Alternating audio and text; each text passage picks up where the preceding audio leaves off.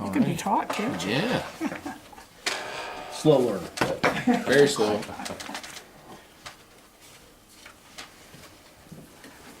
Go. 1 o'clock, we're back for recess, and one quick I want to take care of is these commissioner minutes from March 29th, 2017. Everybody looked them over now.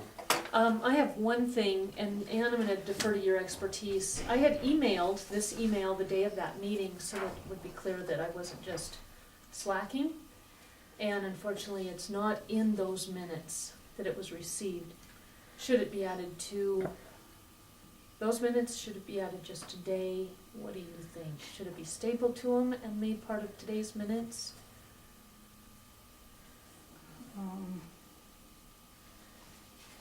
Basically, I was helping to present at Macker's, and that's why I wasn't at the meeting. Yeah. Requested that be read into the record. We could make an addition to today's that, rather than modifying those minutes. Okay. If Okay. we could attach that to those and then just put it into Okay, today's minutes when Okay, all we right. show them past them. okay. Thanks.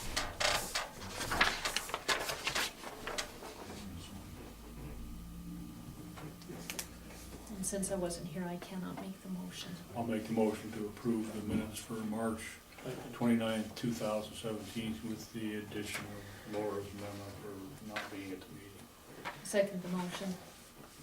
Moved and second to accept the minutes of March 29th. Any other discussion? No more discussion, call for a vote. All in Aye. favor? Aye. Motion passed.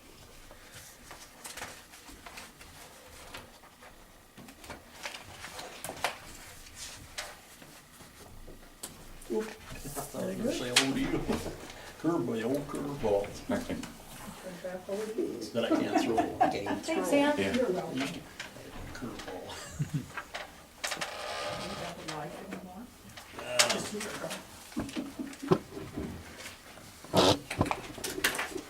Okay, Wayne, I guess you're top seat. Right. What a luxury it is too. I will take a moment just to kind of give you guys an update on what's kind of gone on.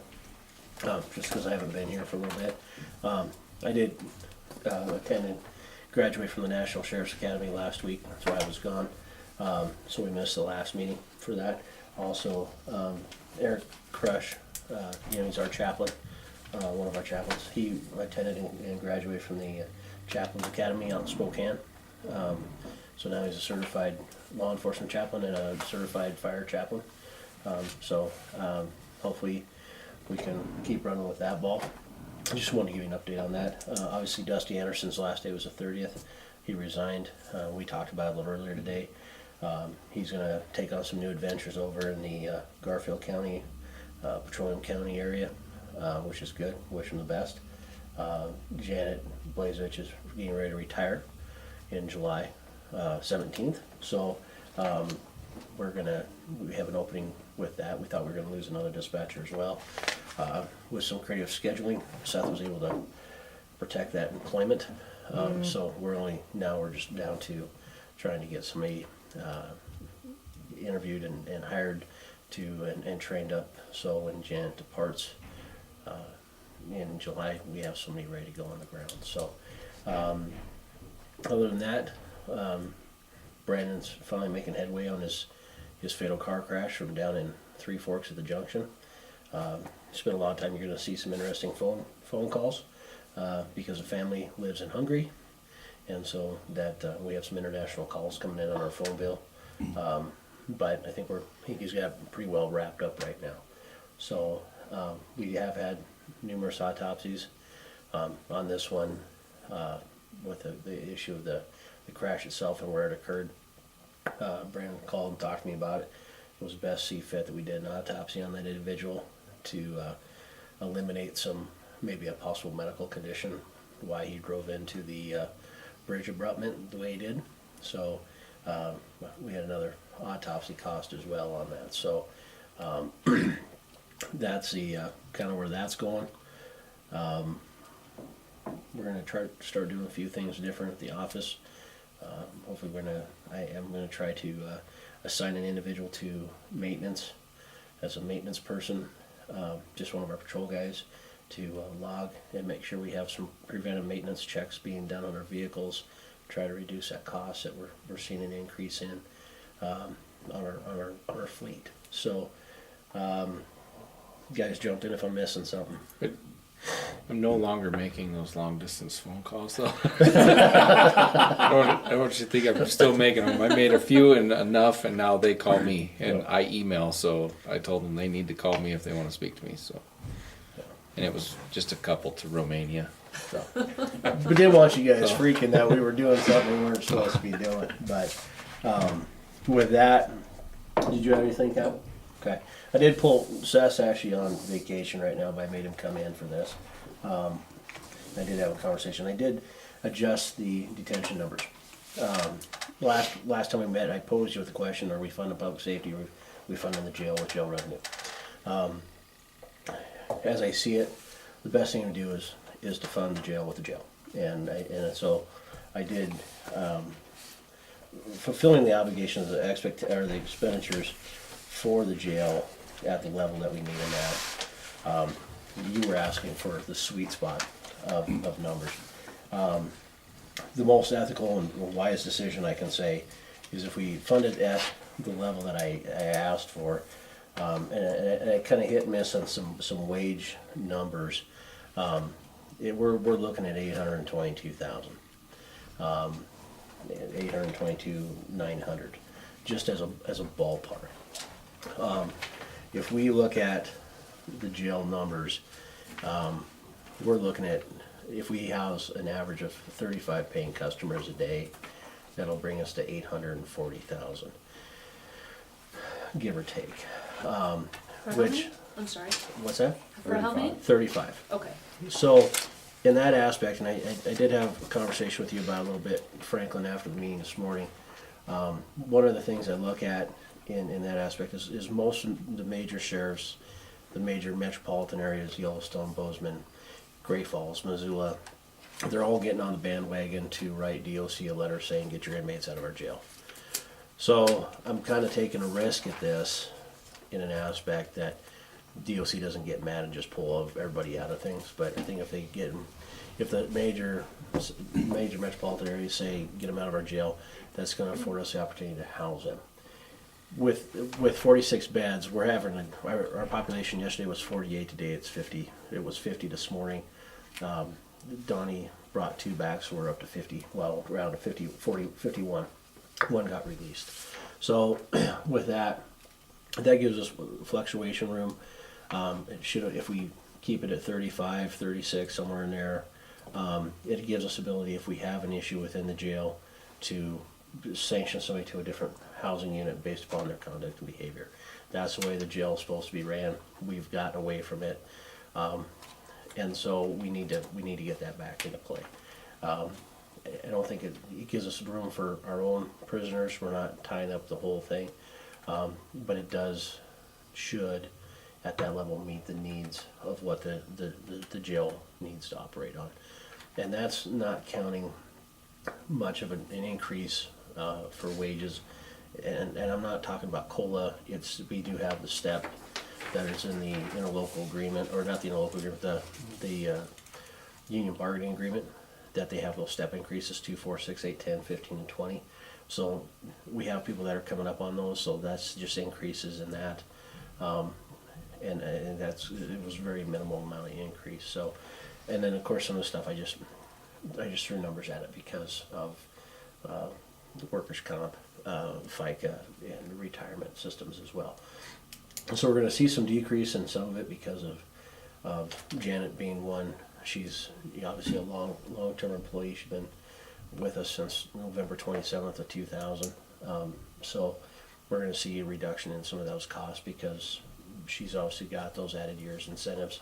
She's got a higher level into retirement as the money goes. So we're going to see a little reduction there. So I guess I throw that out there as, what do you think? I mean, what do you guys good with that, bad with that? At this point, good with that. Okay. Yeah, I think that's sound. I mean, we gotta have a defining spot somewhere, and that's where I don't wanna get in a long history of that, but at the same breath,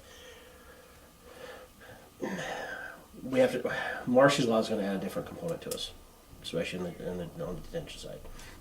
So if I can continue down this path of where we're at right now, keeping it at that level, you know, we're gonna have some fluctuation, and I understand that, just upon wages. But as long as I don't have to hire any more staff, and that's, as long as I can keep the ACLU off my back and everything else, we're fairly sound. It gives us right around $20,000 of give and take at 35. So, it doesn't, we're not bursting at the seams, but it's a comfortable level, a lot better than my 650 from the last time. So, to me, it makes the most practical sound. If we're gonna go off the caveat that the jail needs to pay for itself, then that's what we need to do. And then we can focus efforts on the public safety component in and of itself, instead of interlapping those so much, as if that makes sense. I got one yes. Okay. I'm looking at the numbers, lady here. How much per day do you get for those inmates? I'm gonna put it in the notes I column. think it's $65.93. So per inmate per day, okay.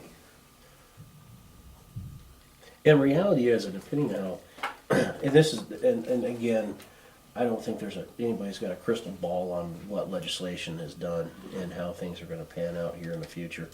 But we still have that cap, DOC still got it capped at $69, but it doesn't mean we can't reevaluate our, you know, it depends on what happens with the other facilities around the state.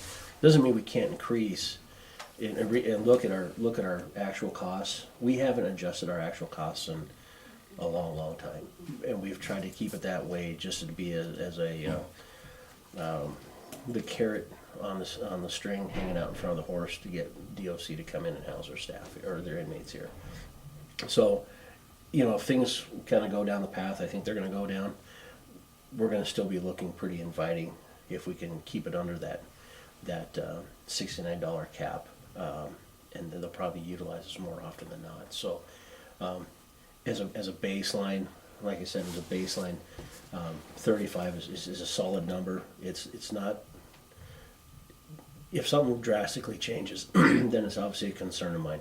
But the way things stand right now, you know, we're going to have days like the day where we have 49 paying inmates, and that's just gravy on the biscuit. So, but it's not always going to be that way, and we have to understand that as well. So, I think it's a fair number. I did talk with the captain about it. I did talk with the undersheriff about it. And I did talk with Tammy about it, since she does all of our accounts payable and stuff on our side. So, everybody seems to have a pretty warm and fuzzy on that, if you guys agree with that. And I did talk to Kevin Olson at the jail commander meeting. He's the president of DOC, and because a lot of people were worried about them opening the floodgates and just letting everybody out because of the room. And he said, that's not going to happen. He's like, if I do that, they're going to all come back in with new charges and you're going to be paying for them. So he said, as of now, they're just going to keep people in, keep putting them in programs, and take them when they can take them. Yeah. So. Don't you think with the pressure from these bigger jails that they'll probably up that DOC? The daily jail rate, I don't. You know, there was that was one of the things MSPOA sponsored this year. There was two bills: the retirement system and the jail daily rate. Lots of opposition, and I think you paid attention to it as well. They were not for it. They're trying to get DOC to do something structurally different, but a lot of cat and mouse, and it seems like what's going on legislation around DOC this year. I don't see them unless they get themselves in a pickle, which I can't see how they don't foresee that, because 8,000 new people came onto the caseload last year with the cases that were filed. I just can't see where they're going to say we can keep doing the same thing over, but they're just lacking a funding source. I think is really the biggest problem. But hopefully, you know, I guess we're going to see how things go between now and the next session. But I hate to say that I'm already looking at 2019 legislation session, but I am. We're looking at fixing a lot in Yeah, 2019. it's just It wasn't a cat and mouse game, it was a dodo bird and a dung beetle. Yeah, they really messed up a lot of things as far as I'm concerned, and I'm not quite sure what the agenda was set forth on that, but we could talk politics all day long and probably not get anywhere. Yeah. So, is there anything, I guess, when we start talking about the jail, is there anything you want to discuss into what I proposed?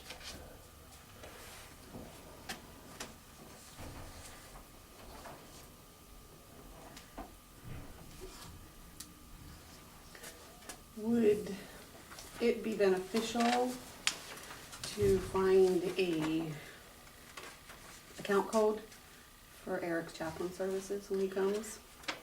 I think I found one that I can add under 2300 within the public safety realm for, as a social, cultural Yeah.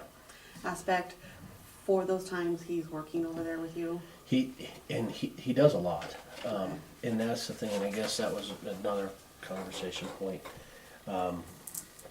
that,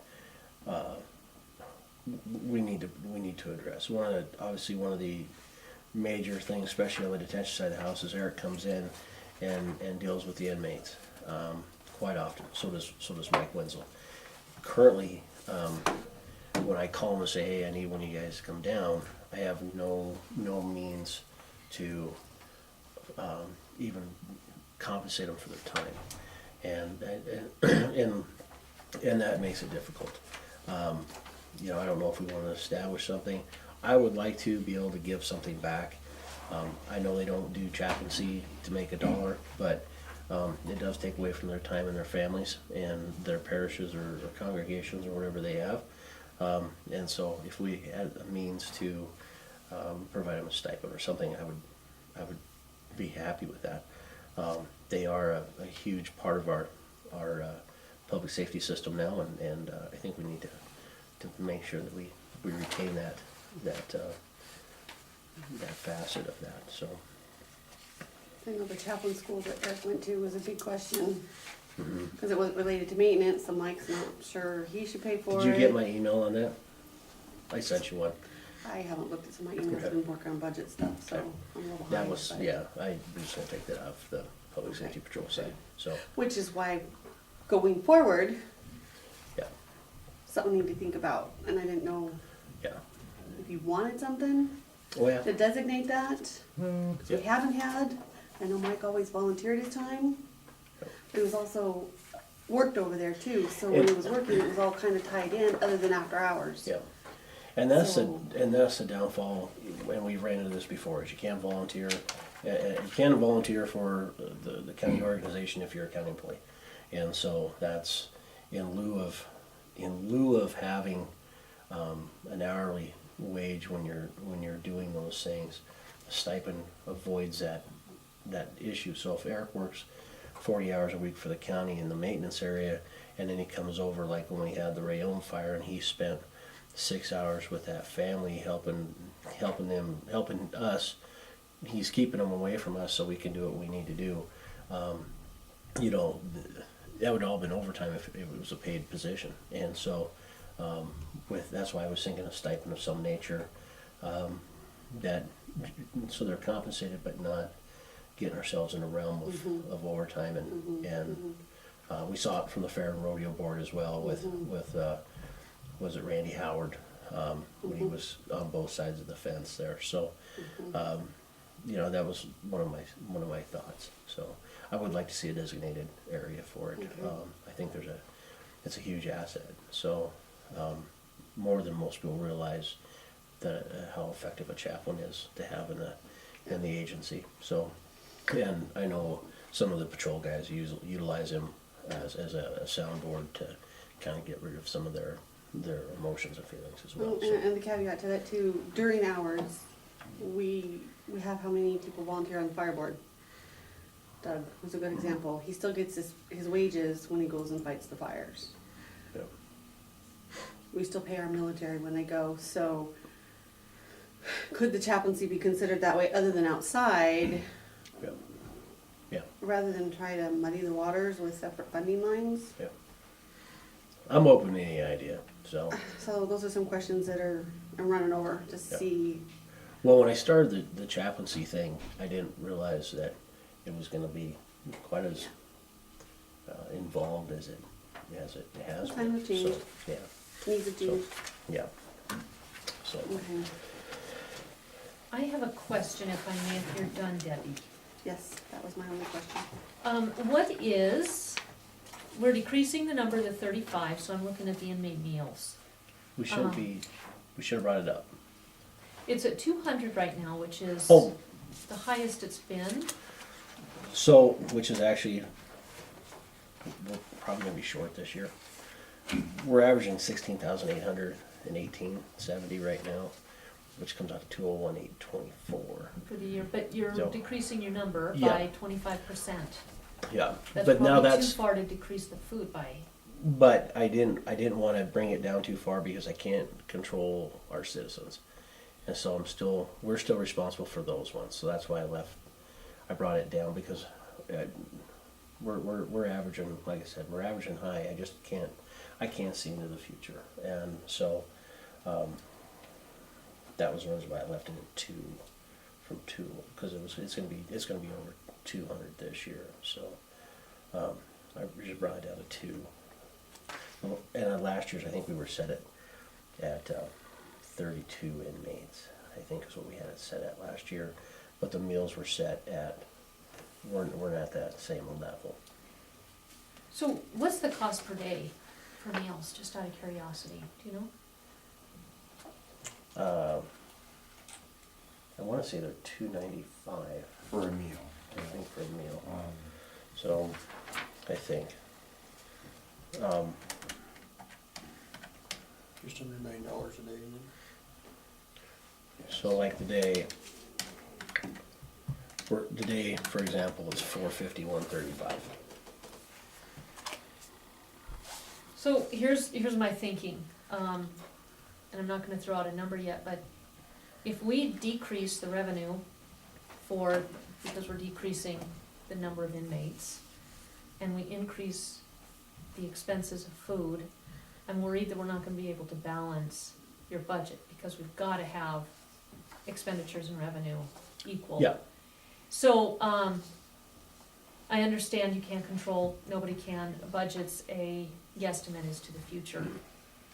But there seems to be a mindset this year, not only with you, but several department heads that, well, we're gonna guess, and we did this last year too, we're gonna guess our revenue way low, and we're gonna guess our expenses high, and then we came in with a bunch of this going on with our Well, budget. So I'm wondering if we can come up with, I moved my revenue to 823,000, right, and I'm only at that, in hit and miss off of this. At 35, actually I said at 35 inmates, which is 840,000. The Right. expenditures, or the cost that I have is 822.9. So I'm putting my expected revenue higher than my expected expenditures. okay, so let me ask my question another way. Okay, because you got me confused there. Before, and then I probably did. I'm not surprised. So before we had the food from the state, the Quick Chill, Yeah. that was supposed to save us 37 grand a year. Oh, it's saved us more than that. Okay, Yeah, we used So- to spend between 240 and 270 a year on meals. well, in 2014, which I believe was before the Quick Chill, your total budget was 216. I think the Quick Chill was 15, wasn't it? Do you remember, Seth? No, it was Nick was still here. Nick installed that. That was, and he left August of 14. Oh, he did, so that, so 14, I'm not sure, August of 14, so But 215, August, but we had to buy the cooler and the oven. And but that was paid for by Pilt. was it? Okay. Yeah, it wasn't in your budget. I didn't So- work that project, so that was the only thing is that So prior to the Quick Chill, your total food budget was 215. And then the next 2 years, which you were full, those years, it was 166 and then 181. Last year, we don't know yet, and I think we're way off on our numbers, but we have 123 according to the last time we met. So I'm wondering if 200 is a bit high. And if you With- wanna keep it there, but we can still balance, I'm good with that. But if we can't balance, perhaps that needs to be one of those line It's just items we three- look at. $3.15 a day at 35 inmates is that. Okay, but you're paying inmates. You gotta remember. These are paying inmates. Yeah. Yeah, I know. So if you have. I'm just doing meals. Yeah, I know, but the people that we put in jail, we're not Yeah. gonna feed? Right here. Oh, okay. 8 at that. This is what we Okay. need, and then So what's that? that's the total cost for meals for the year. Off of how many inmates?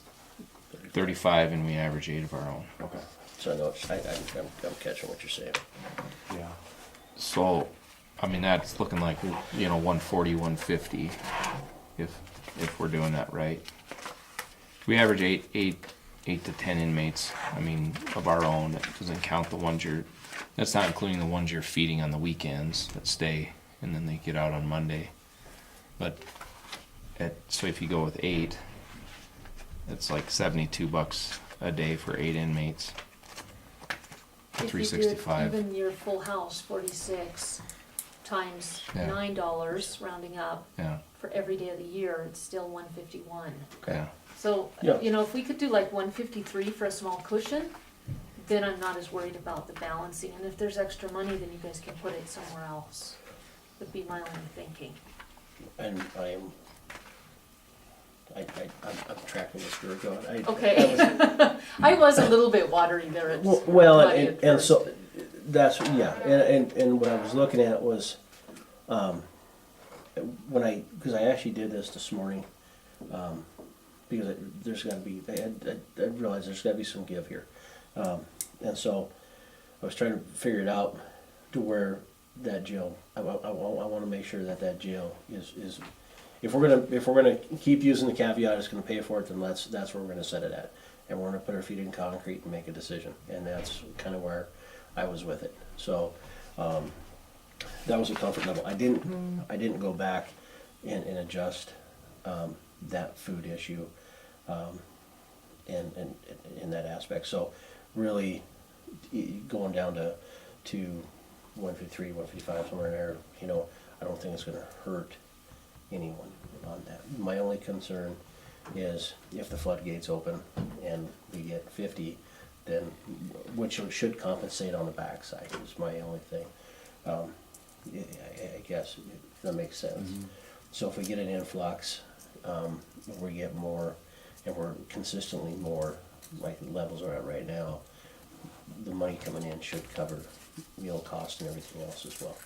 So that would be my only concern, but that should be, Which if happens, you can do budget amendment based on the anticipated revenue for that to cover the cost. yeah. So, Change the spending authority, worst case scenario. and some of the things, one of the biggest things that which is terrible now, is, and we're starting to see more and more of it, and I didn't really change it much, under professional services, I think it's professional services. I still left it 25,000. We're over budget in that right now. One of the things that we're looking at is, we just had a PREA complaint, which is Prison Rape Elimination Act complaint, that we have to investigate, no different than any other sexual assault that occurs on the outside or the inside. We just got the bill for one of those, because you have to have a sexual assault response nurse, conduct that examination.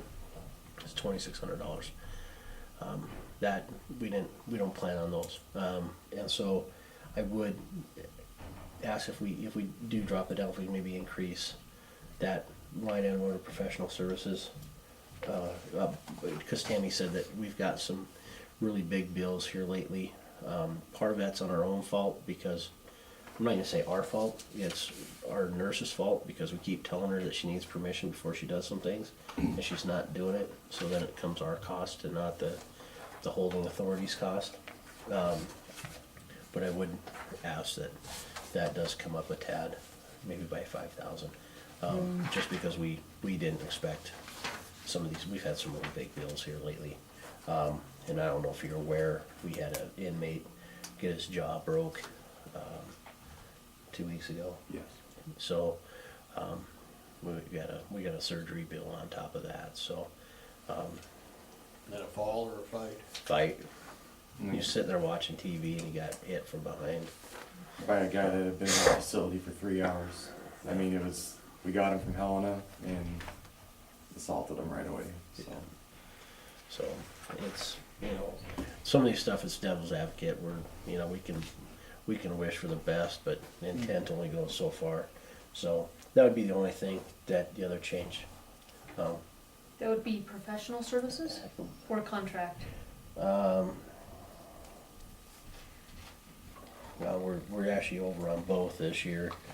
And some of that professional, that might have been some of the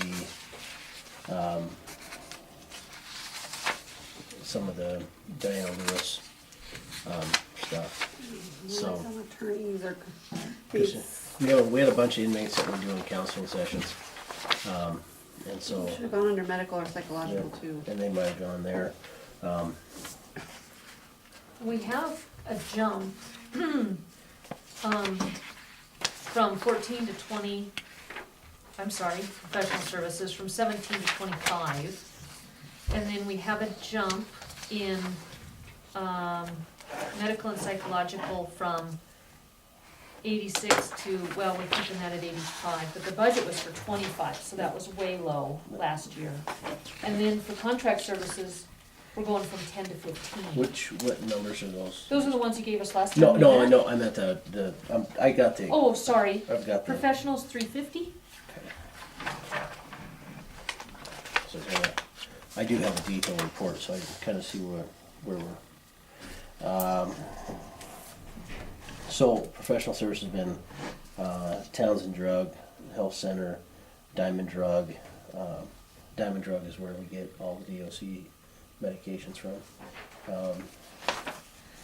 And then Infinity Hope Counseling, Fay Medical Clinic, Pureview. The Pureview, Helena's inmates go to Pureview in Helena, so Lewis and Clark County Home. So, but they went there, and I think we didn't get permission again, so we ended up footing a bill for that one as well. Is that something you can do some HR work on? Because if those are costs that you guys are incurring, and you keep saying, We're- don't do this, don't do this, it seems to me that that's. The area to only, work on. and it's a double-edged sword. It's a huge double-edged sword, because the fact is that we have an RN in-house for 20-something an hour. 20 an hour. 20 an hour. And so, I know she wants to retire, but she enjoys what she does too.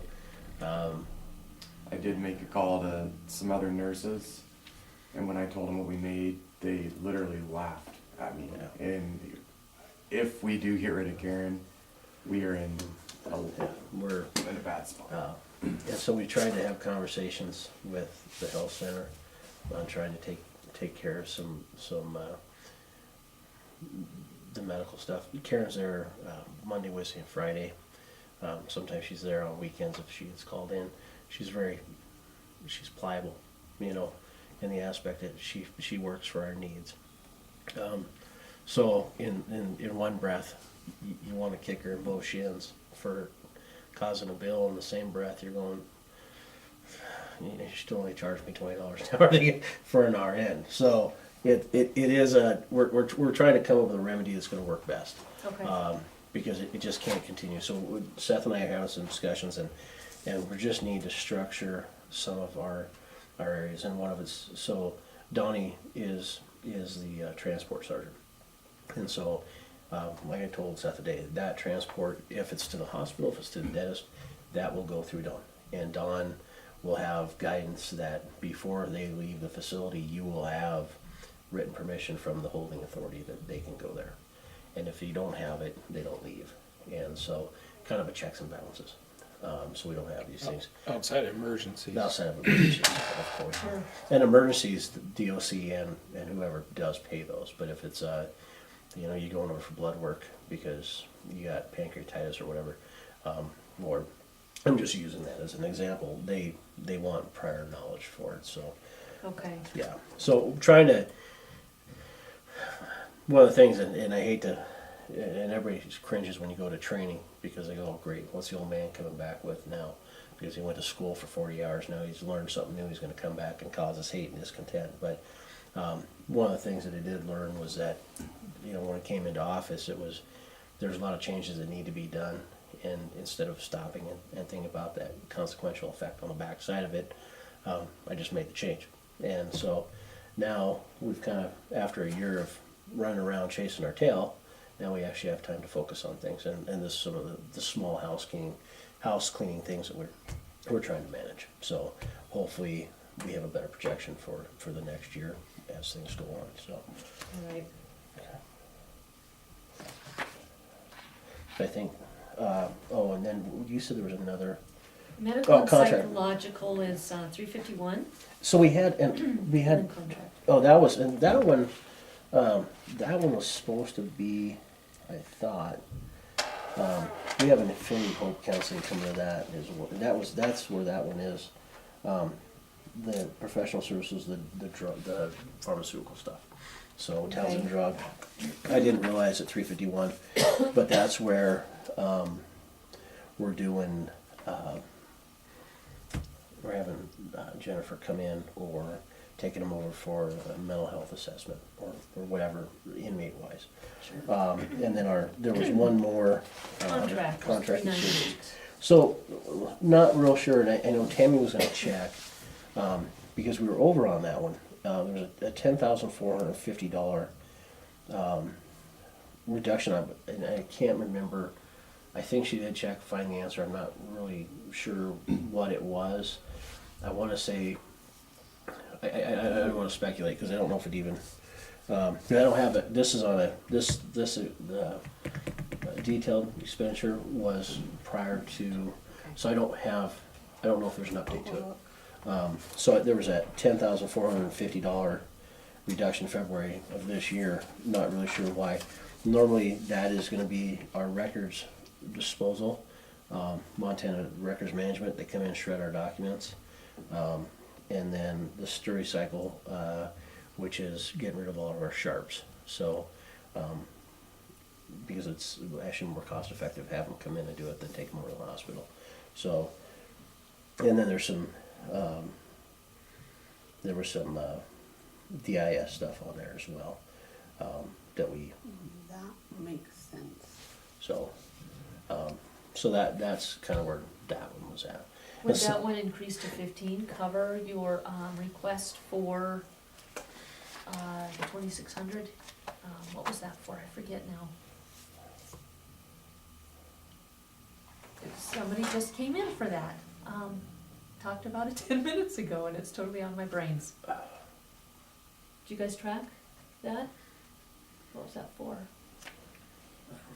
Was that for the nurse consultant? Oh, no, rate that, cases? that was for For the increase in medical, I think is what we're looking at because of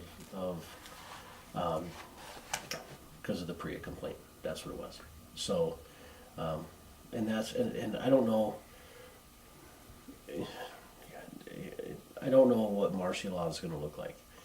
None of us do, and- especially now that we don't have a board of crime Yeah. control to speak of. Yeah, and so I'm not, Lord knows what requirements are gonna come down from this. So I know there's gonna be an increase. I know Gallatin was looking at like a 4 FTE full-time increase, just to deal with martial law issues. So, and with martial law is that the person can, which makes no sense, they can still refuse treatment or something like that, but you still have to deal with it, or something like that. It's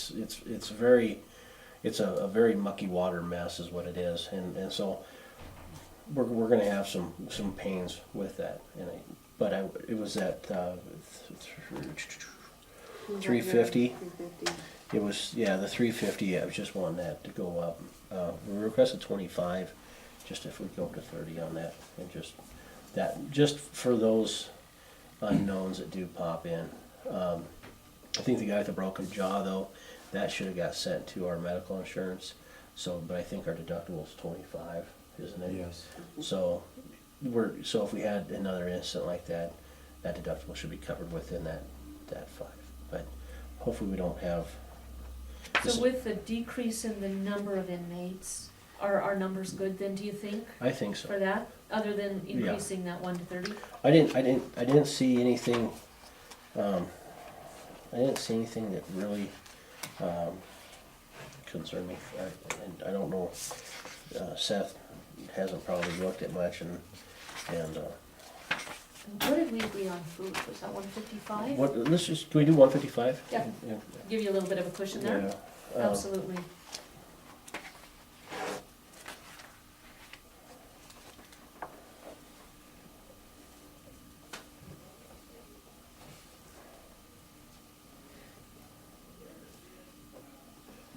But otherwise, I think we're doing, we'll be okay. We are gonna, I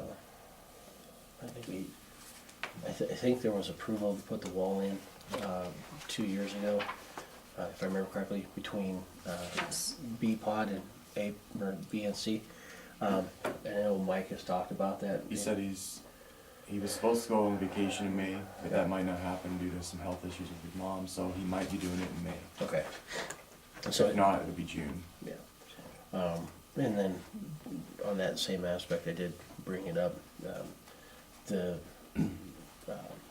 Brandon and I have a very good working relationship and we're a good team, but we've come to the realization we need to put a wall in our office.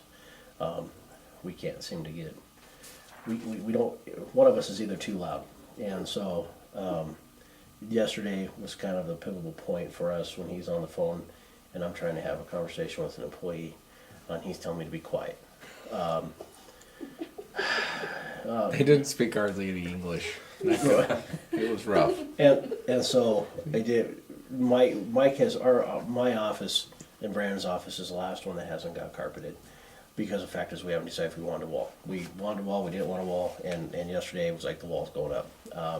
It's gotta go up. We gotta have a place to close the door and have our conversations without, interrupting somebody else's business. And I could've strung him up Monday, cause he kept interrupting me while I was trying to take care of business, so.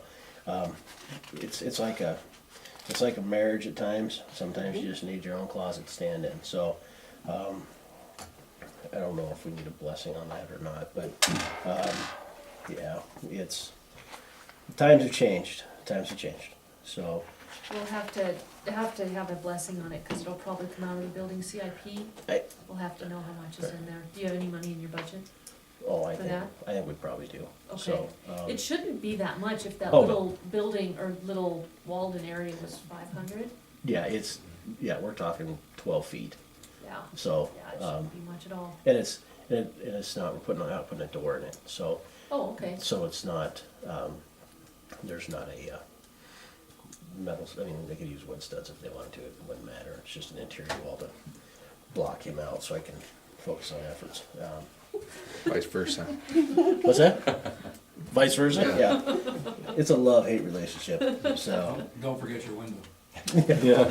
No window, so I'm just still his happy light. And then I don't think, and I didn't hear any real grumblings over the law enforcement side of the house. The last meeting was a $15,000 increase, I think, but we might have cut something, so I might be off, so I might have to I didn't, for some reason, I didn't print out, the one you sent me. So, you sent me an expenditure, I printed out the summary of the expenditures. I printed out 2 of those and not the other one that you sent me, so I don't know, the We're preliminary. just looking at the preliminary budget one. Yeah, what I submitted, I thought I did, but, and heck, maybe I did, never mind. No, I didn't, maybe I did, no, I didn't. Do you wanna look at my copy and see the jingles and bells? One of the things that I had come up with, and Deb, you'll have to correct me if I'm wrong, because I sure could be, but your increases for the law enforcement side of things was about 2%. That was about 15. Maybe I should run the numbers again, but We're expecting at least a 3% increase in revenue from taxes because of new construction, just from some of the reports we have from community development. Based on that, I think 3%'s probably Okay. pretty low, but a good place to give us a jumping off point. Do you need to keep the sheriff's retirement the same? That was No. at 52. I know, Well, I haven't heard if the governor signed it. Which one was it? Was it in 95? 383. I don't know about the. So- There's a pile of them that haven't even been delivered to the governor yet. So, when they adjourned, the 28th? Yeah, So it would have been the 21st, the House confirmed with the Senate's recommendations on 383. It passed its third reading 71 to 29, I believe, okay. and went to enrollment. And I have not heard since. Yeah. So, with that, that was one of those things, and I don't know how it's gonna pan out, is that was represented under the pretense that the county could do a permissive levy to cover that increase on the retirement side. I don't know if that made it through it or not. I didn't get to see the 383 amendments from Senate, so I increased it. That increase was set in there as, I believe, as that passed in the way that it was presented. Okay, So that could be completely off the wall from where my thought is. I don't know. But I think I projected it as the way it was submitted in bill, or as it was reading at the last time we met with Jesse Luther, our lobbyist for the SRS. So that's what I put it. I think that's the way it was presented. I don't Okay. know if between the Senate and the House, if they, what they did. And I don't Okay. even know if I don't even know if the governor's gonna sign it. right. So, Even if we leave that in, and I didn't do anything with personnel, but I come up with 2% again okay. with your increases, so based on the 3% assumed increase in revenue, you're fine there. And the only other thing I think we were really having issues with, I know the overtime in detention is squeaking by. And part of that is we've had a lot of training. We had a lot of people coming up to that 1-year threshold that they had to get to training, or they've already on their extension, so they had to go. So as soon as we had an open spot, they went. So you look at like Shauna McCartney, she spent 6 weeks at Academy this year. And then we had, this fiscal year, we also had Peeler, we had, we've had a ton of people there. Yeah. I mean, it's It's so, nonstop. with those guys being out for training, that overtime has really been us pretty tight. Overtime, as of the summary you sent me, Debbie, we were $324.09 over for dispatch alone. The public safety component, Then the actual wages are down, so yeah. So wages down, when overtime's up. And then,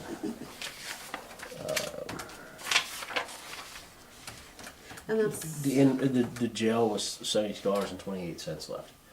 So, and one of those that's biting us in that component there is sitting on inmates.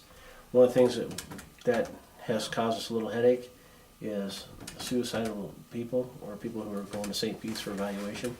If we take them in, it's after 11 o'clock at night, we have to sit on them until 9 in the morning, because that's when their CIT will come in and evaluate them.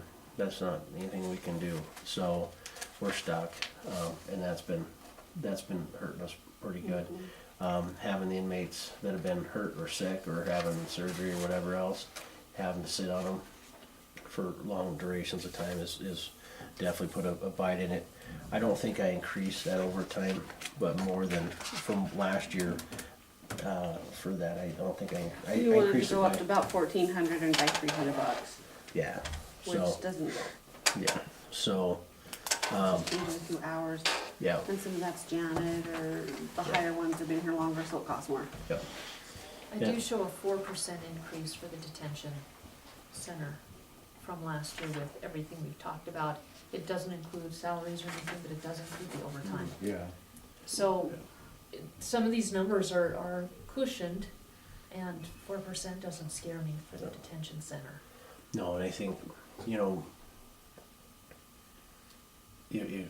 right now, according to Tammy, I asked her just for a generalized idea of what kind of money has been an average bill for a month. And so she told me that we average right around 78,000, you know, that's 936. You know, if we had it like today, which would be awesome, I'll be honest with you, if it worked out that way, having one of our own in there and the rest paying, we're pulling about 3,100, I think it's $3,100 a day or something like that. But we'd come out with almost 1.1 million if we did that every day. It doesn't work that way, but in the world we live in of chasing fairies and butterflies, it'd be really cool. So, but I think it'll be okay. I'm comfortable for this fiscal year at that level. So I think it's workable. If you guys agree. So, and the only other issue I had, the only other concern I had was obviously our corners. That's one of those things that we and all that was the autopsy stuff, and that's a CIP, I believe, anyways. But that was the only other significant change in that. So, as far as I know. That's a 43% increase. Oh, you not talking? Oh, yeah. On coroner because of the autopsies. Mhm. Yeah, so, And I think we set it at 10, because we're at what, 8 right now? Yeah. I think we're at 8 right now, so. 1,500 times 5. Well, contract services, we did 15 grand. Did you wanna keep that the same? Oh, no, I was on corner, Yeah, because I have our auto, okay, hold on. Well, We- one we- has not yep, come in. Yeah, okay, hold on. that was 398 contract services, Yeah. we raised to 15. Yeah, so that would have been 10. 10? Yeah, I mean, it's gonna be hit and miss. We could put it at 10, we could put 15, but if we go over, we're gonna have to adjust it anyways.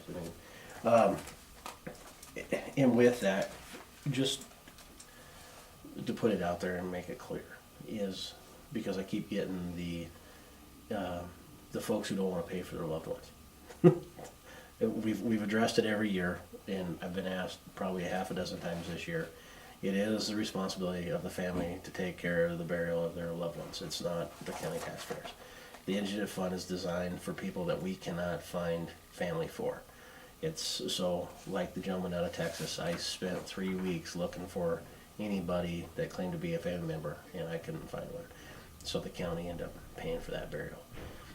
Just because your kids don't want to do it, your wife doesn't want to do it, tough luck. It's the law.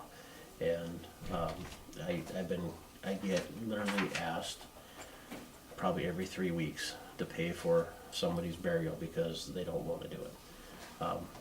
That's not what it's designed for. I don't know if that dollar figure has been adjusted in the last decade. It was at $1,000, if I remember correctly, for the indigent fund. Yeah. That probably does need to go up because I don't think we can get a cremation for less than 15. The problem is on those indigent ones like that is I don't like cremating them, because if somebody comes in and said that was my dad or my mom, I can't prove it. So that's why they go out to Potter's Field. So I guess I would like the opportunity to speak with Eric at Stevenson Anderson and see what an embalming would cost. 700. 700. Oh, we actually had to do that with this one. Just so you know, we if you see a bill for that. We won't be getting a bill now. Well, we won't? Nope. Okay. But I had the gentleman from the car crash that was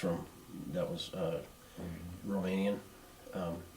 Since we were trying to find, we embalmed him just to preserve him until we could find out who the family was, so, and get a hold of him. Because we've had him he's still here, we still have him, and he's been with us for 15 days. So, we did that, just so you're aware. But that would be something I think that we need to have a discussion about at some point, is the indigent fund and what we're looking at there, so. Well, that's, the embalming is cheaper than the cremation. The problem is the embalm, it is, but the caveat is I've gotta buy a box to put them in. Yeah. So, Yeah. that's where that cost So is it at. puts it back up. And Yeah. that's not, fixing them up or anything, or what do they call that? Recreation or Yeah. what, that's not any of that, that's No. just the embalming. Yeah, Yeah. So, Which would be all a person would need as far as, if anybody comes back again. yeah.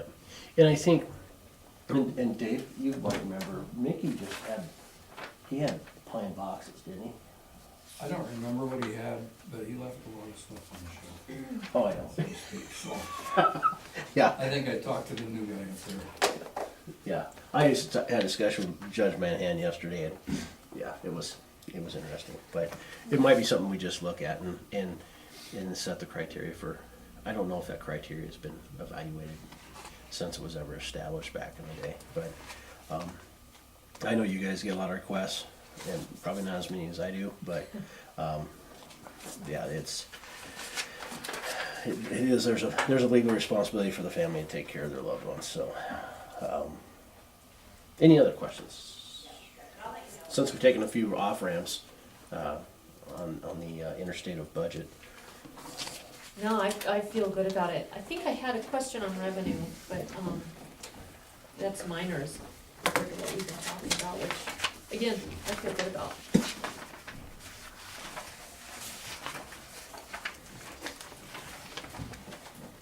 I need to figure out a better, you can come on in, Brooke. No, I thought there was a mental health advisory board meeting today, but it must be something else. Is it next door?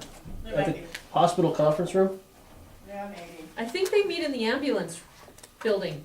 Maybe I need to read my email better. That's where they were meeting, and then they met down here a couple times. I don't, When, just to let you know, I did go to the regional, meeting for juvenile detention. oh, that should've been fun. Oh, it was a blast. We used to have a 50% match grant to help pay for juveniles. We lost it Oh, with the whole debacle with what the legislature did with Board of Crime Control. The first hit we've seen, I think it's the first of many, but yeah, that'll be on Broadwater County in total Yeah. in the future. And I I will think, say this, though, I think our probation officers are outstanding, because we don't see no, much. it, It the, seems to be a last resort, not a first resort, The- which we're lucky. yeah, unless we have a very violent crime, they're very reluctant to put them in juvenile detention in Great Falls. With the same breath as that juvenile detention in Great Falls really wants a violent crime before it comes there. They're not, they have to really cross some thresholds in order to be there, but I believe it's $551 a day, to house an infant, house a juvenile.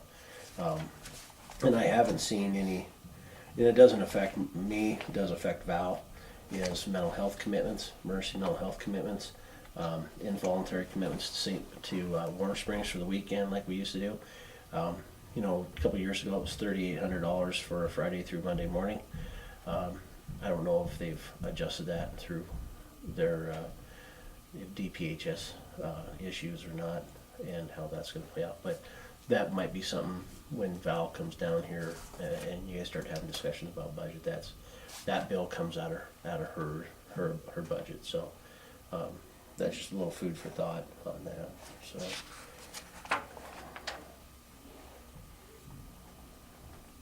So, just on your revenue, were you gonna leave concealed weapon the same, or were you gonna decrease that? I'm not seeing, I left it the same because I'm not Okay. seeing, like I've got probably 25 or so. There's a hell of a stack up there. From the last 2 weeks. All of them are renewals. So we're looking at a 25 versus a 50. I'm not seeing a lot of new increases I'm not seeing a lot of new CWP requests. A lot of renewals, but not new ones. So I didn't want to, we had a pretty good burst there, but that also falls in that cycle of, I believe, when Obama came into office and everybody thought we were losing our guns. And we had a huge influx, so we've had a lot of those renewals coming in. President Obama was probably the greatest gun salesman ever and CWP salesman ever. So I think part of that's that. But I didn't want to go too far because most of the stuff is renewal. So I might get one new request a month. They're not very many. And sometimes it's just a husband and wife combination that moved to the county and they want to get it. So I felt a comfortable level. So All right. okay. And entitlement share, we're not sure, I'm not sure what the legislature did on that, but they were talking about freezing it essentially. So those numbers should at least be the same, if not a little bit more. I think it was just put out, and it's just a little bit more. Is it a little bit more? Mhm. Okay. So I did put it in there. And I- But that's another discussion for us, whether we keep all the same funds with it or redistribute it to others towards the end, like we did last year. Yeah, based on need. Mhm. And I know the 24/7, I've seen a decrease in that. What's that one that came out with? There's one, it's an app on your phone. It's like a So- true 24/7. Yeah, so what we're seeing is a lot of people going to that versus coming to the office doing that. That's why you see such a decrease from where we're at. Okay. Because we brought in 3,900 and I brought it back down to 25. Is a lot of people are jumping on the app one, and it basically, they sign up for the app, they have a little instrument, and they blow into it and they have to video themselves giving the test. So, and they have 20 minutes from the time they're notified, they have to give a breath test, and they have to video themselves and submit it. And if there's a positive result, then they have to go in and actually visually see whoever their coordinator is. So but it's only $2 a day versus $4. And so, and SoberLink I think is $6 a day, and Scram was $10 a day.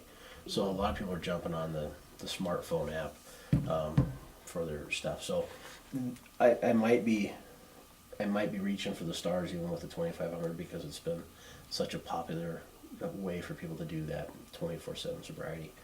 And the meds I left, I did leave the same, just because I might have somebody that's healthy and I don't have any meds, but, and then the phone services, I don't know if we're doing many phone cards here lately. Speaking of which, Oh, yes.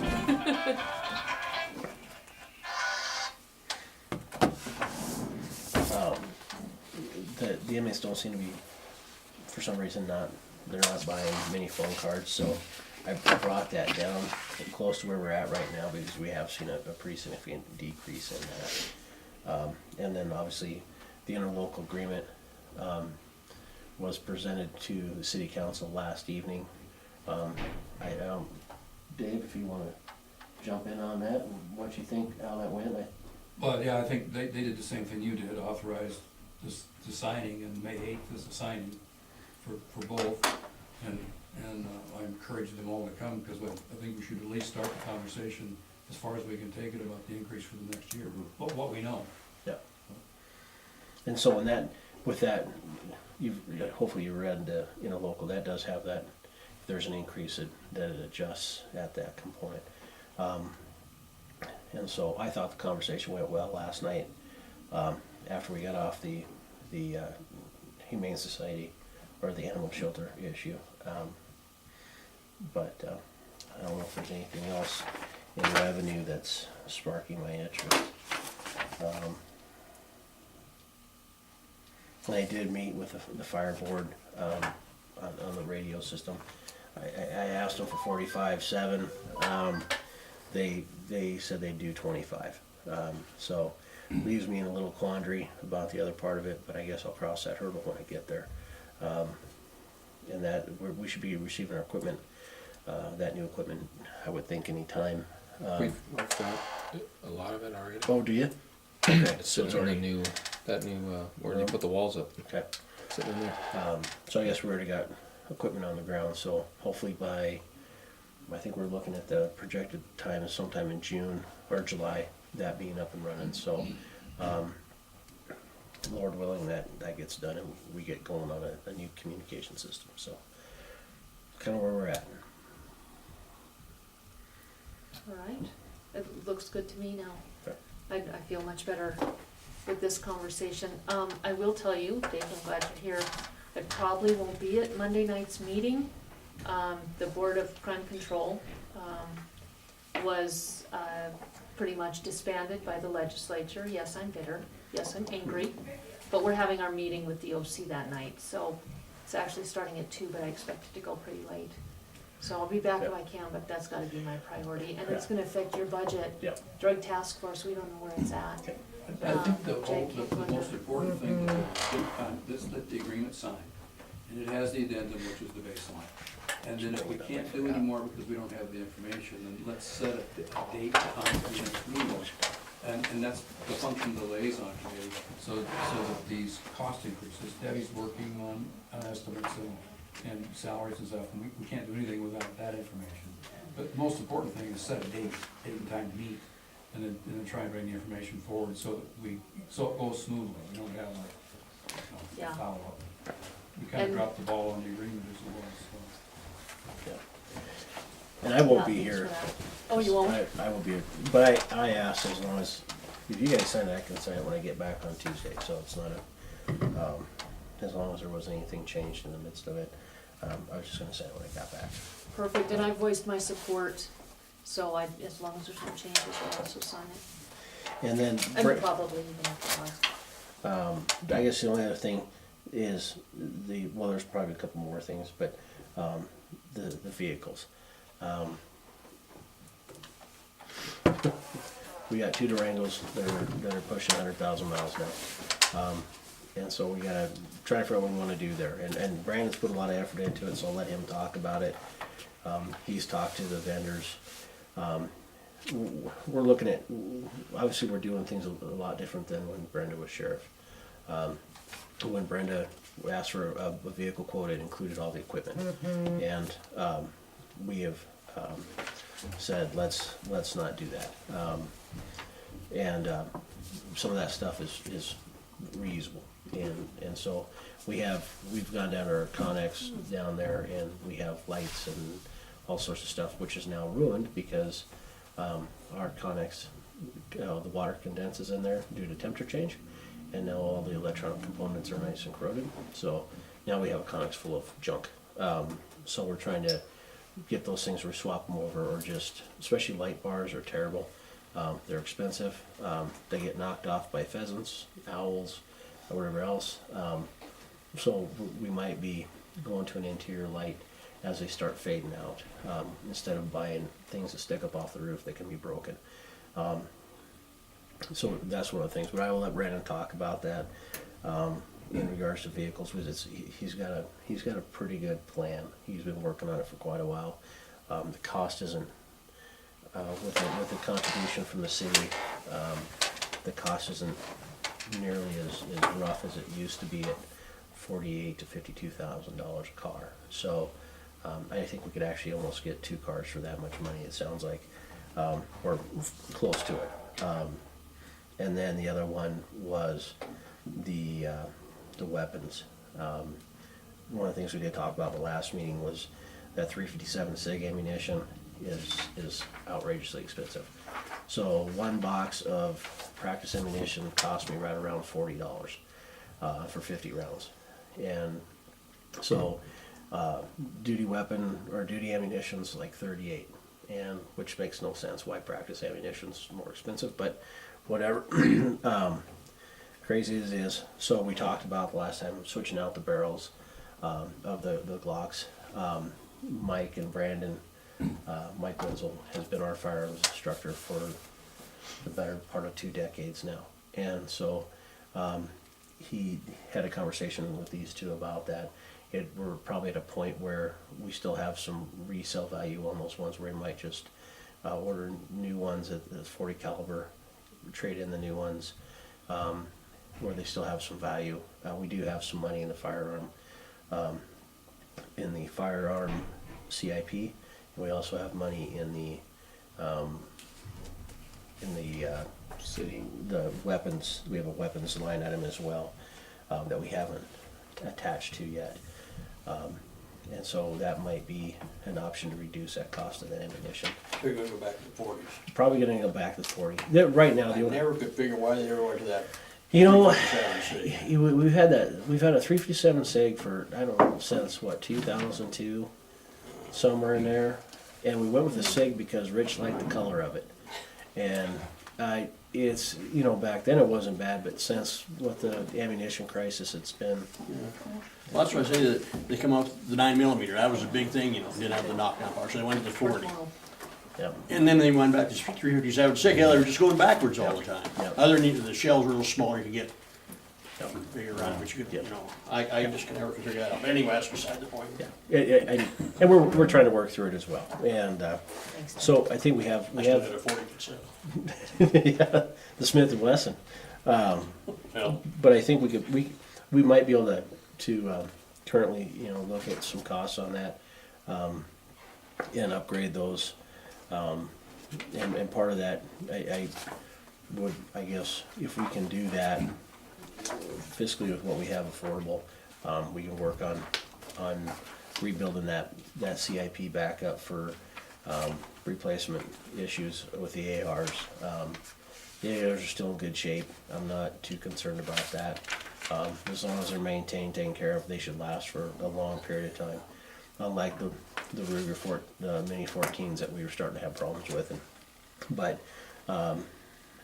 if that's appeasable, I'd also ask for the option that the officers have the ability to buy them they'd have to buy them from Capital Sports, is where we did last time, or we could even do Rocky Mountain Supply for that matter. Robert can order whatever we need, but if they had the opportunity to buy that firearm back, that's what we did last time, for whatever the trade-in value was. So I would be up for discussion on that. But I think we need to do something in regards to just the ammunition costs. It's craziness. So I can get 40 ammunition for half the price of 357. So and there's a lot more. Yeah, there's a lot more variables with it. I think I paid $15 for a box of practice ammunition for my 40, where I'm paying 40 for 357 SIG. So I mean, that's some huge dollars when you're just pumping them into a target several times a year. So What are you guessing is a total cost after trade-in or Well- trade-in cost? Well, we were figuring, you know, Mike was talking about, he thinks that if we were just to switch out the barrels on our Glocks, you'd be looking at about $140 a barrel, and he thinks, what was he looking at, Springfield or? Yeah, He thinks after trading them, the trade-in, you'd be right at about the same, so you could get a new gun pretty much, you know, not have to worry about the springs and everything else in the near future, because they're getting to that 7-year mark, and have just a new gun. So he's thinking right around that 140, same as a barrel would Okay, cost for the, you know, just after, yeah. it'd be a wash, right? Yeah, it'd pretty much, you know, Okay. you just switch the barrels and then deal with anything else wearing out, or just get the new gun, you know. And so that's kind of, we're just like, well, we'll look at both prices, obviously, but he thinks it'll be a wash right across the board, pretty much the same. So, Okay, especially since they're still in good shape, right, you know, they're just getting up there in those years. And I know when we did that last time that we wanted to start that rotation before they get wore out and we start having problems. So, yeah. and then they're not worth anything either. So, but. And then, for the vehicle, what do you guys? So with the vehicles, all the equipment that's in the Durangos outside of, we are gonna have to buy one camera and a radio. outside of those, and then you take all that equipment now, because it's all brand new equipment. It's this, every car is the exact same now, same equipment, everything. So we just take that out, put them in 2 new cars.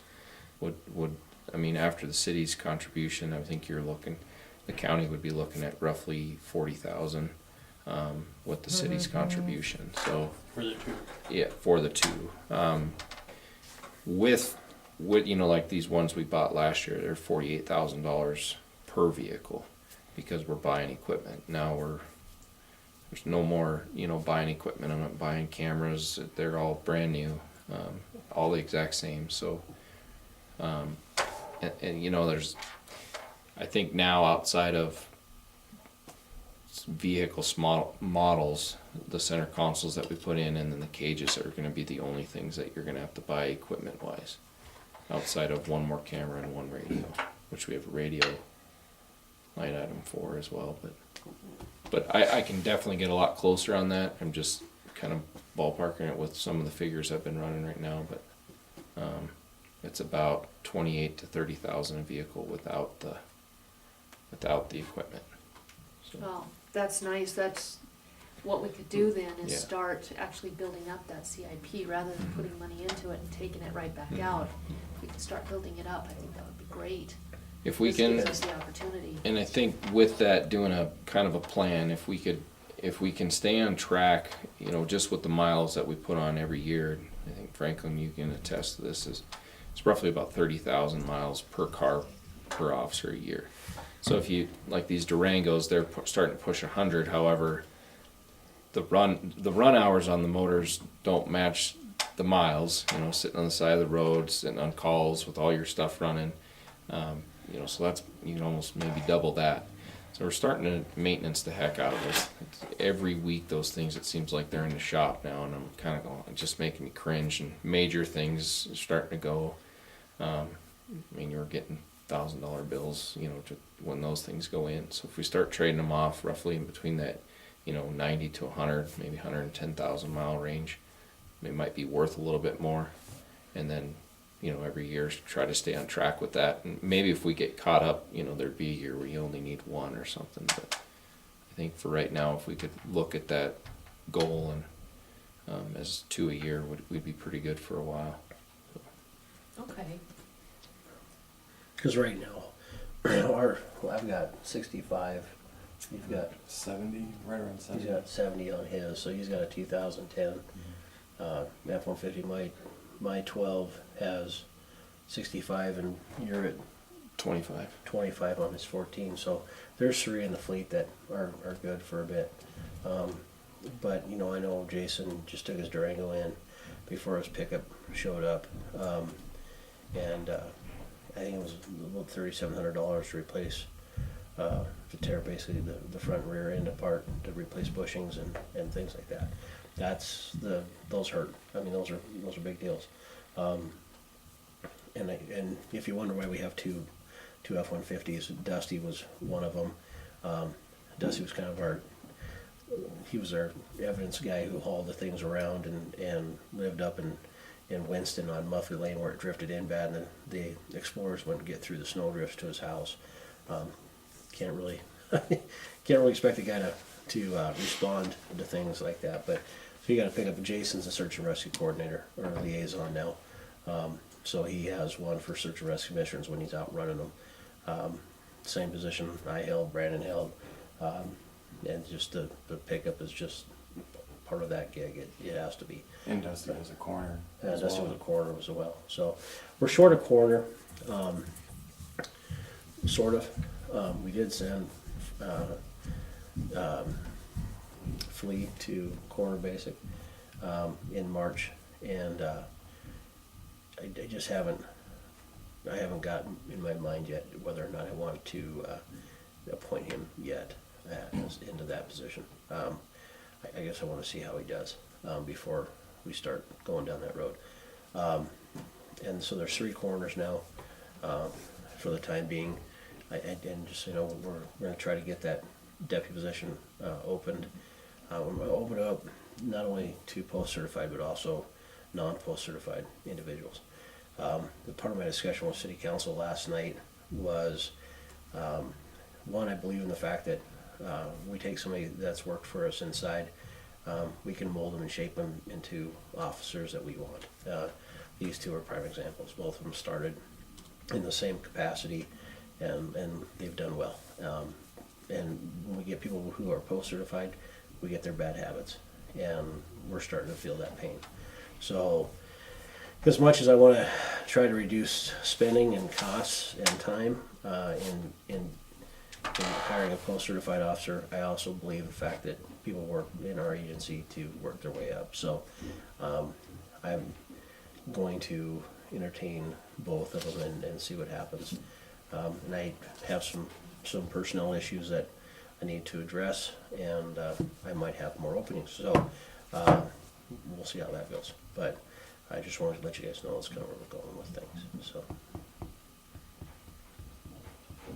Can I ask a brainstorming question? Mhm. And I want you guys to shoot this down if it's a horrible idea. And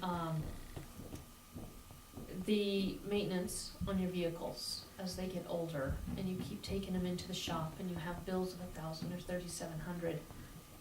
Is there an opportunity for a part-time or full-time maintenance person for your department that could perhaps also work with our fleet vehicles, the sanitation vehicle, the DES vehicle? I mean, we've got a fleet.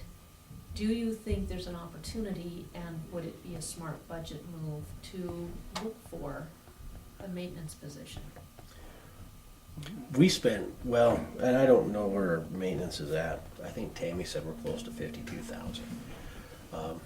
That's, if you were looking at hiring a mechanic, in-house mechanic, that more than covers probably 3/4 of their pay. The only thing is that you're gonna have, obviously, a facility to work it with. One of the things I think as things go on, we're gonna end up we're gonna have to address the situation some way or another. Especially when you start looking at road department vehicles and everything else. One of the things I brought up, and maybe I didn't, is starting the, and it's gonna be Sergeant Buck. I already talked to him about it.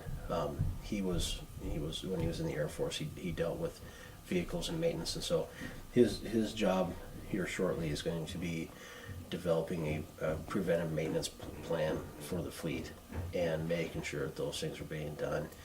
Get them in before they're broken.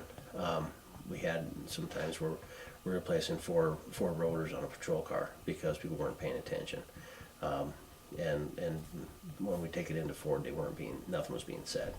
So having somebody there who can visually inspect those and say it needs to go, get replacements now because obviously those rotors are heating up from just police vehicle operations. So we're seeing costs like that. So hopefully that's going to help a little bit in the meantime. But I would, Lewis and Clark County and Helena PD, both agencies I worked for, had in-house mechanics that worked on their stuff.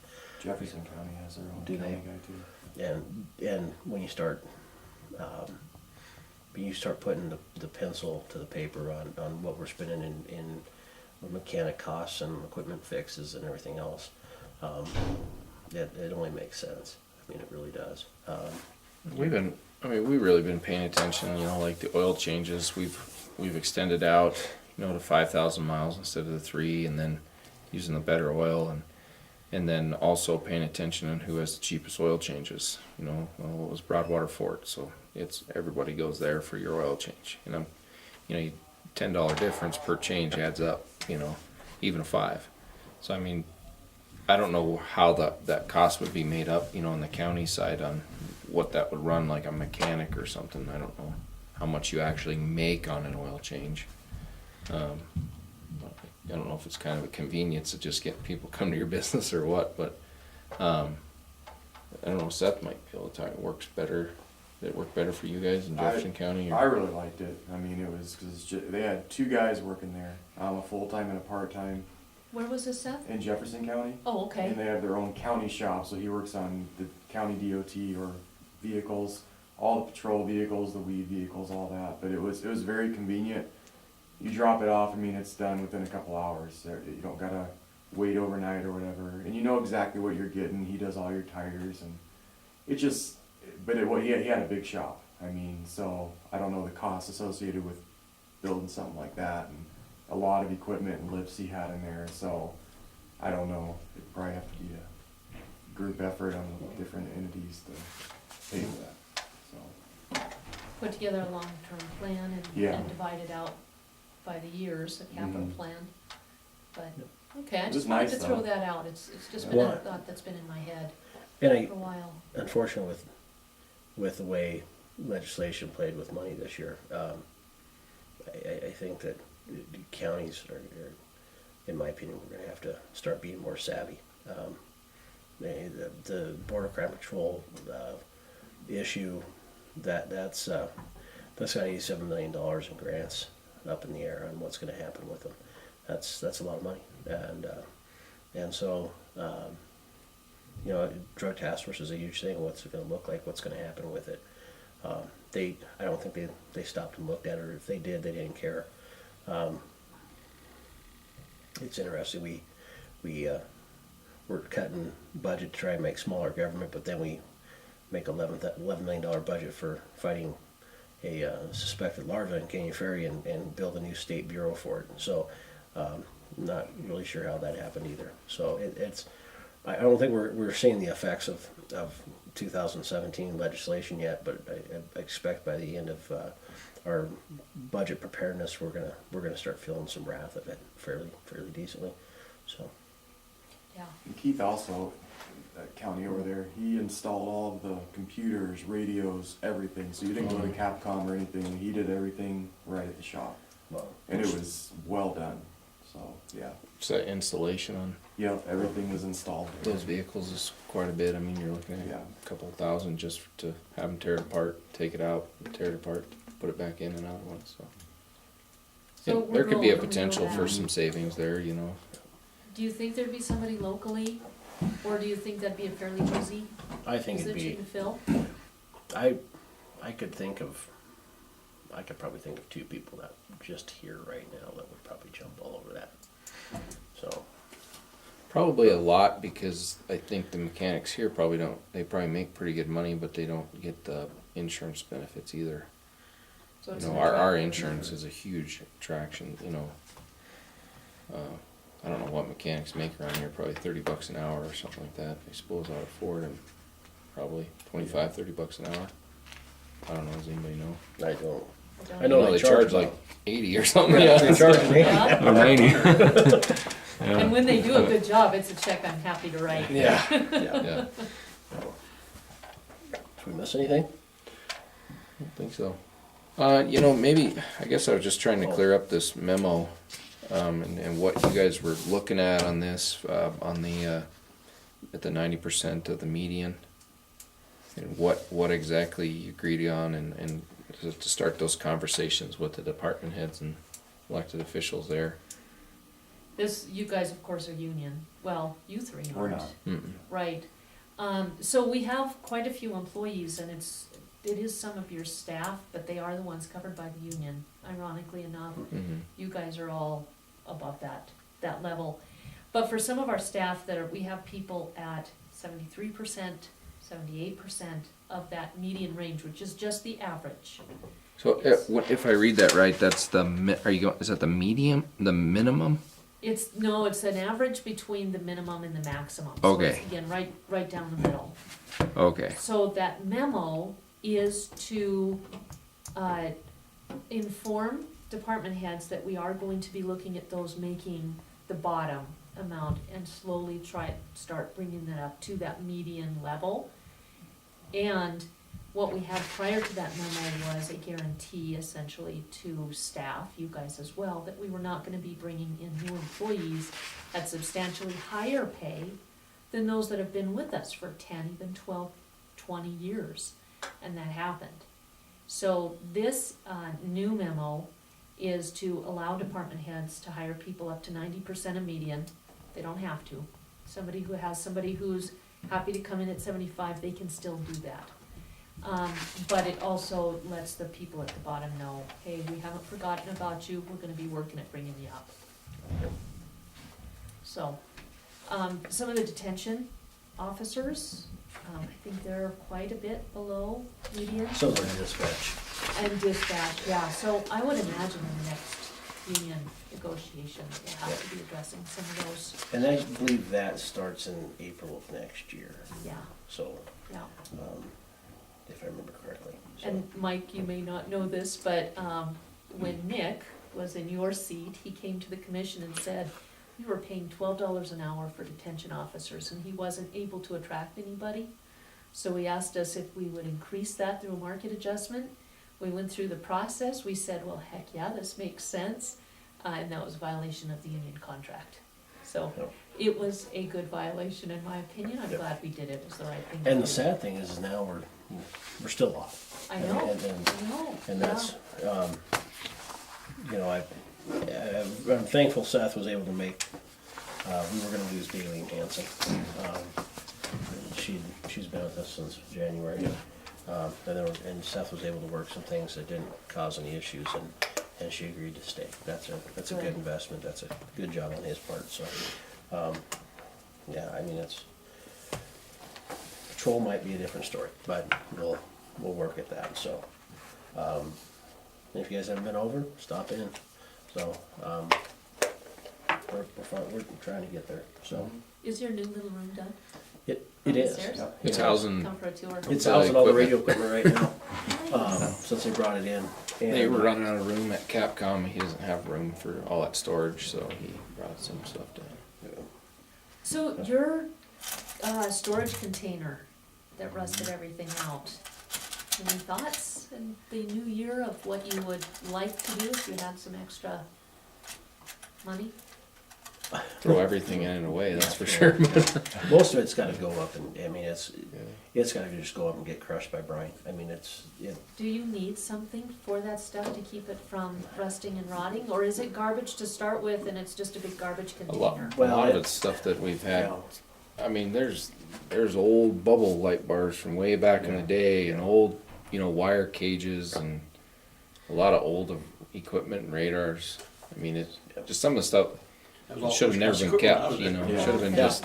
Right. a lot This of is it's, outdated. We're not going to save it, and Yeah. we gave the fire department some of those light bars and some even the LEDs that have been sitting in there. They just got to change out the blue bulbs and stuff, but save them a little bit of money. But So good usable equipment wasn't destroyed Yeah. because of No. the container? I think there was Okay. still one lone light bar, had that one red dome on it. yep. yeah, That was still sitting in there. Well, I don't know, That, it it was found on its, Roger's car years Yeah. ago. yeah. it, There's some camera equipment that did get ruined in there that was fairly new, but